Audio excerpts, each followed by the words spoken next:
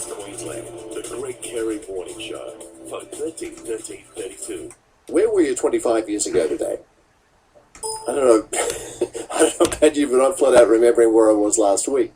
But I do remember that particular day 25 years ago because I was there. It was the opening of Expo. It was a very hot Saturday morning.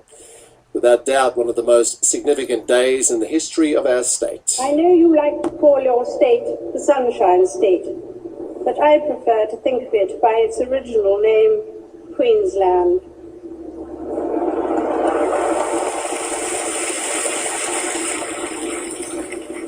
I now declare World Expo 88 well and truly open.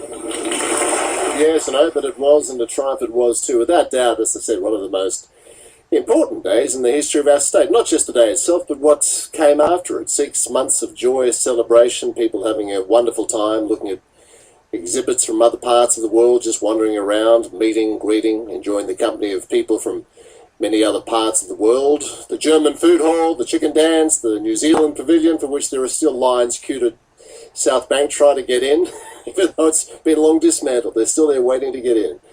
I love the Swiss pavilion and the Canadian pavilion and the Captain Cook pavilion and those wonderful diaries and maps. And the Vatican, was it called? What was the Vatican one called? That was extraordinary too.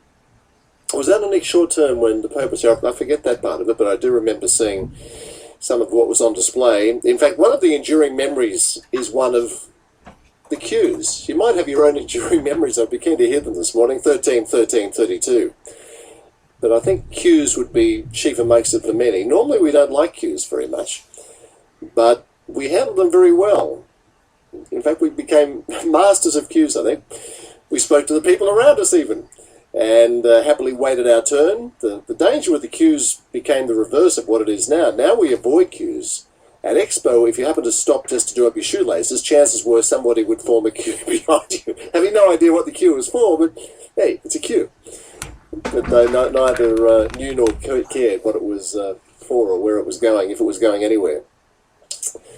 It was a time of great innocence, it was a time of great fun, but it was also a time of superb and complex organisational abilities. That too had an impact ongoing in our society.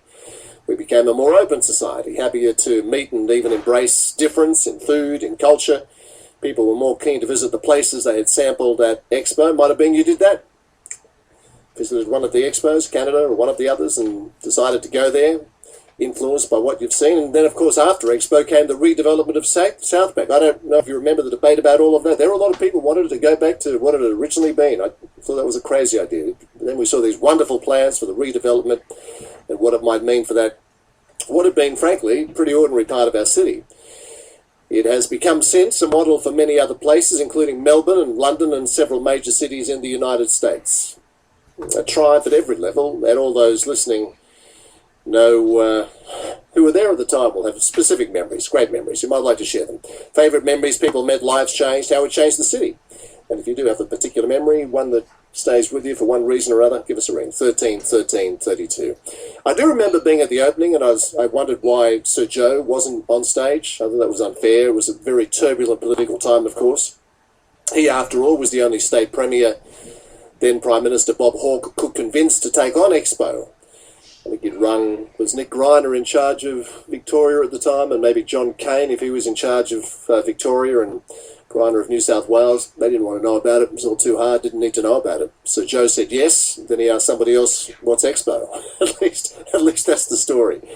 And it has a certain romance. The role of Sir Lou Edwards was also paramount to its success, as was that of our then Lord Mayor Sallyanne Atkinson, who joins me. Morning, Sallyanne. Morning, Greg. Goodness, that does take you back, doesn't it? Did it whet the appetite or the memory or whatever? Well, I think the good thing about memory is what you sort of learn from it. It's nice to be nostalgic, and indeed one is. But I was just thinking when you were talking about those queues, the queues, we accepted queues after that. Before that we'd have all pushed our way in, we'll line up. But after the Expo, we understood the purpose of queues, which meant that everybody got to go to get in there on time. That's very interesting. We learned lots of good things from Expo, I think, and I was also thinking about, all the sort of the politics of this and that going on at the moment. I think Expo was a great distraction. Perhaps we need something to take our mind off things, off all those political things that we're honing in on at the moment. That's a very interesting point. And given your background in political and non-political activities, it's interesting coming from you. I was only saying to somebody else, if I was running one of the political parties at the moment, I'd be encouraging my people to get off the front page, just to shut up for a while. Just people are over it. Just get off the front page for a while. Oh, I think everybody's over it. I think we're just all waiting to have an election. I think people probably have made up their minds, and it's just, bring it on. But I wish we had something else to do in the meantime. Going to Expo. Yeah, exactly. What do you think? What do you think, Sallyanne, was the ongoing benefit for not only Brisbane, I would think, but all of Queensland? Well, I think there were two major benefits. I think the ongoing benefit for Brisbane and in Queensland was the confidence Expo gave us in ourselves. As you say, nobody else wanted to do it. We did it. We did it magnificently, and people around the world said, gosh, isn't this a great place to be, blah, blah, blah, blah. And we, who were used to that great southern put down, and people from Sydney and Melbourne going, Queensland, what did you do? Yes, we could, and we did. But I think the other great tangible legacy was South Bank. Yes. I'm lucky enough to live at one end of South Bank, and I look across it every single day, and I walk through it almost every single day, and I see people enjoying it. I see people using the parks to have picnics. I see little children on the swings and the playground equipment, people having coffee, and all of this happening right on the edge of the river and just a 5-minute walk from the city itself. Magnificent. There's no other city in the world, as far as I know, that has a facility like this. It's interesting too, Sallyanne, and I made reference to it a moment ago, and you'll remember, but many who have since come to Brisbane won't know just what an ordinary area that was beforehand, and about the big public debate at the time about what should happen on the Expo site once Expo was finished. Well, it was huge, and Joe, of course, had said that Expo wasn't going to cost the people of Brisbane, Queensland, anything, so all that land would be sold off for commercial redevelopment.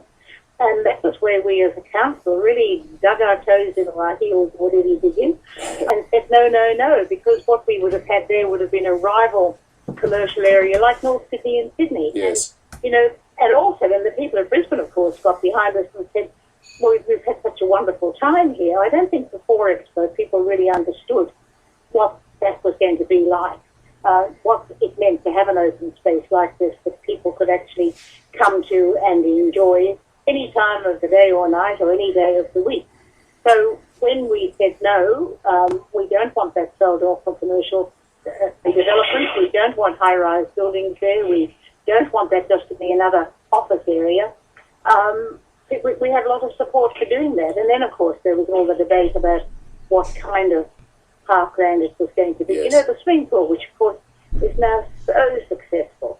There were so many people saying, oh, no, you couldn't possibly have, That's right. That artificial pool on the edge of the river. It would get swamped, and, of course, it would get flooded in the flood. But, cleaned it up, and people are swimming there all the time. Were there any moments leading up to the opening this day 25 years ago when you had doubts, or any of the team had doubts that it would be the success it became?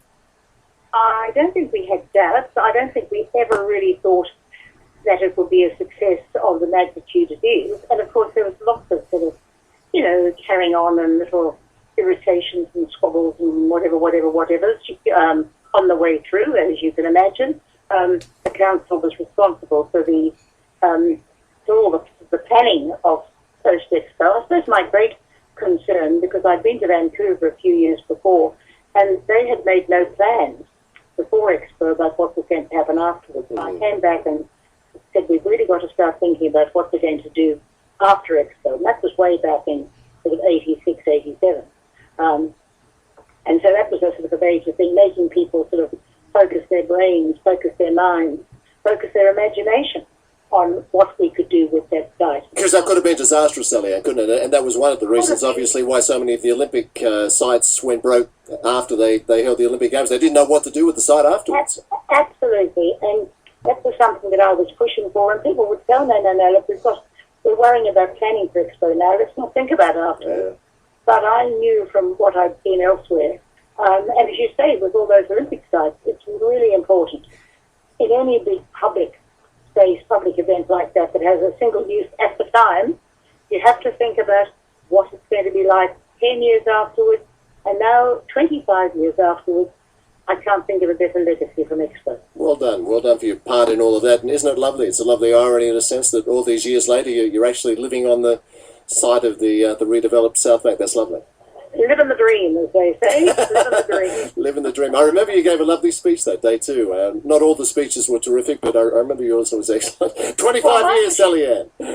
Mine was short. It was. That's why I remember it. So we could speak for 2 or 3 minutes. I can't remember what, and I really think short is very important. And I think I may well be the only person who was short. And that's why we loved it, because it was hot and we were all getting sunburned. Lovely to talk to you. Take care. Thanks, Greg. And well done. Thank you. Sallyanne Atkinson, our Lord Mayor at the time of Expo's opening 25 years back. Good day, Andrew. Hello, how you doing? Good, mate. Good. Probably two of my most memories are probably actually going backwards through the New Zealand Pavilion. Backwards? Yeah, well, I got to know a lot of the staff, you see, because I had a season pass, and it was basically my second home. Because when I wasn't at home, when I wasn't at TAFE, or actually at school at the time, I was actually spending all the time there, so I got to know all the staff, and I walk up there and say, "Oh, listen, we all want food." So I ended up going backwards through the back ways to go and get the food runs for them, and go down to the staff canteen and get food for them. And probably the most memorable one was actually at Jimmy Barnes, where we were all standing, got there at 10 o'clock in the morning, raced to the stage, sat there until I think he came on about 8:30 or something. And everyone that ran on the stage got called Jimmy, and then there was food fights happening. And probably the most funny thing actually was when Johnny Diesel Injectors turned up, everybody started booing him and no one had an idea who he was. and then, he got food thrown at him. And of course, when he turned up with Jimmy Barnes and said, "Oh, by the way, this is my brother-in-law, Jimmy Diesel Injectors," everyone clapped, and Jimmy gets Johnny Diesel gets in mind, goes, "Well, don't things bloody change when I'm related to Jimmy?" in a hurry. No food refunds. Good on you, Andrew. Betty at Wynnum, good morning. Hello there, good morning there. Well, I lived out in Charleville and I came down and I met an old friend in the Expo, right? And she went to the toilet. So I'm standing there and there was somebody I thought standing beside me and I'm talking away and I turned around and said, "For God's sake, won't you answer me?" And it was a bloody statue. You know what? That's interesting because those who went there will remember the statues that were really people, and of course they had some other statues as well. So I think you weren't the only one fooled like that, Betty. Good to hear from you. 8:45. Greg Carey until 11:30. Our number's 1313.